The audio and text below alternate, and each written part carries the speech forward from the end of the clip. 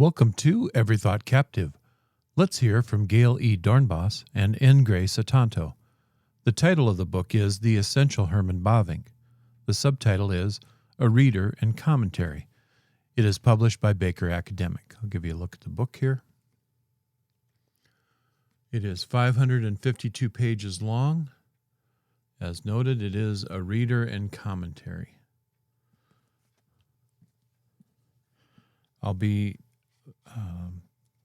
looking through the table of contents with you, and then I'll read a section from later in the book. Herman Bavinck has received a lot of attention in the last 30 years. Prior to that, he was out of reach for English-speaking people. Now, many of his works are translated into English.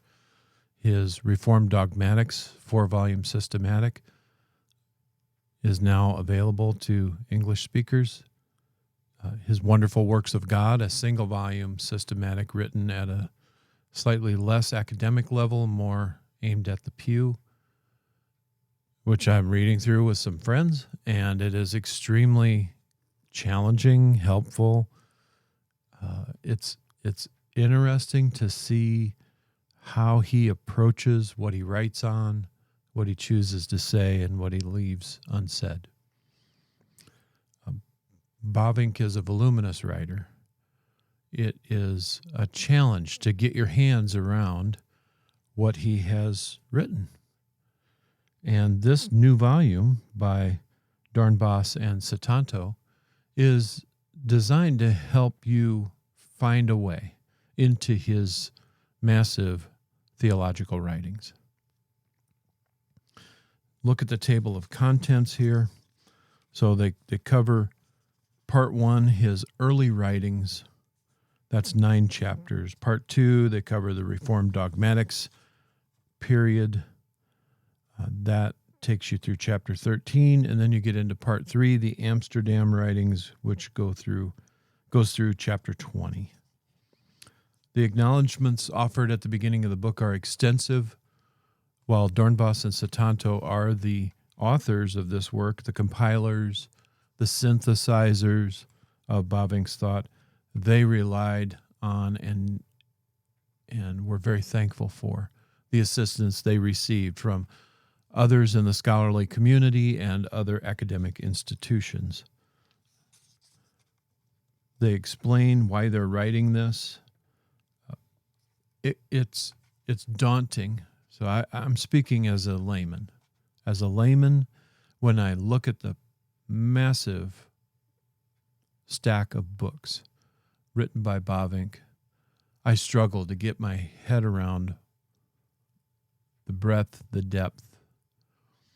And a reader like this can help introduce you to Bavinck's thought across many time periods in his life, in his writing life, as well as many doctrinal subjects. I would posit that this is a doorway. This is a doorway into Bavinck's writings. It will make you aware of streams of thought and how they developed over time. Doornbos and Sutanto will speak of that, write of that across the different sections, and also simply where some of his thought is at, and they are bringing those materials together in this one volume. It reminds me of Fred Zaspel's work on B.B. Warfield and his theology. B.B. was an extensive author again. And that work, like this one, is designed as a gateway into his works. So this will give you analytical insights into both the formation and development of Bavinck's thought across time and in many subjects, and also a commentary on the man in his time. We are all products of our time to some extent, and we are not absent from all the influences that we swim in. And Doornbos and Sutanto will be deeply aware of those influences. Simply as a point of note before I start reading from chapter 12, there is a podcast called Grace in Common, which is hosted by James Eglinton, Corey Brock, Marinus DeYoung, and N. Gray Sutanto, where they dive into Neo-Calvinism. So it's not specifically or solely devoted to Bavinck, but Bavinck is a huge topic in that podcast. And it's been going on for quite a while, and they cover a lot of ground. Their close reading of Bavinck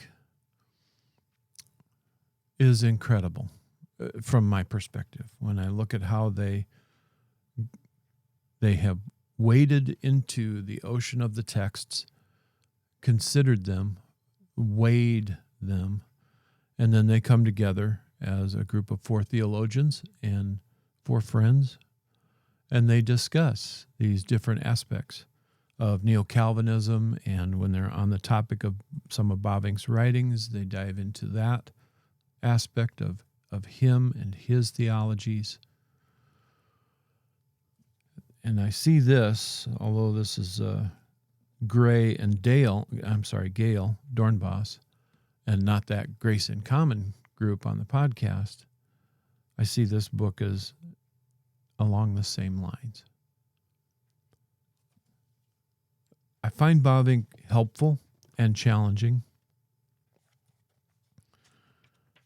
and it is hard. It is a challenge, especially, well, maybe not especially. As a layman, it's very challenging for me to wrap my head around everything that's going on with him as an author. And I found Doornbos, Sutanto, and the 4 friends on Grace in Common to be helpful guides into his world of thought. So here's a section from Sin and Salvation in Christ that I'll read to you. It is precisely this distinction between nature and person, however, that encounters most resistance in both the doctrine of the Trinity and the doctrine of Christ, and is therefore also the curse of most errors in both of these doctrines. Neither Nestorius nor Eutychus was able to appreciate this distinction, and consequently reasoned either from the 2 natures to 2 persons, or from the 1 person to 1 nature. Christian theology, however, was led to this weighty distinction in both the doctrine of God and that of Christ. In God, they said, there is 1 nature and 3 persons. In Christ, there is 1 person and 2 natures.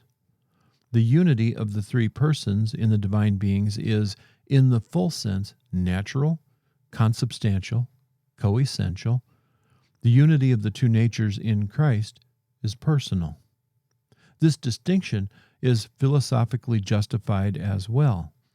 Nature and person are not related, as in Hegel's philosophy, as essence and appearance, as potency and act, so that nature, which is essentially one in all creatures by an immanent force, develops into persons in humans.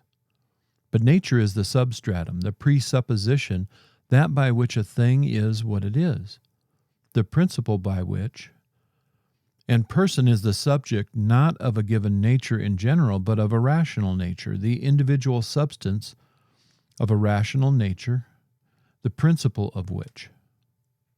Person is what exists in and for itself, the owner, possessor, and master of the nature,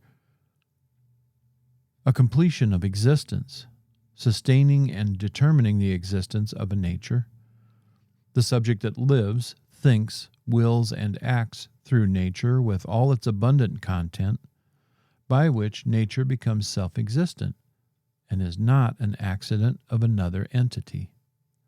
This now is how Christ's human nature is united with the person of the Son. The Son does not just become a person in and through the human nature, for he was that from eternity. He needed neither the creation nor the incarnation to arrive at himself, to become a personality, a spirit, or a mind. The incarnation does mean, however, that the human nature that was formed in and from Mary did not for an instant exist by and for itself, but from the very first moment of conception was united with and incorporated in the person of the Son. The Son increated it within himself, and by creating, assumed it in himself. Yet that human nature is not for that reason incomplete. As Nestorius, and nowadays still Dorner, assert, for though it did not complete itself with a personality and selfhood of its own, it was nevertheless from the start personal in the Logos, who as subject lived, thought, willed, acted, suffered, died, and so on, in and through it with all its constituents, capacities, and energies. The fact that it did not receive a distinct completion of existence of its own in an independent self was not the result of a deficiency, but resulted from its purpose of being the human form of existence belonging to the Logos. The assumed nature does not have its own proper personality, not because some perfection of human nature is wanting, but because something surpassing human nature is added, i.e., union to a divine person. Thank you for spending time with me today. May God bless you richly in Christ. We'll see you again soon, God willing.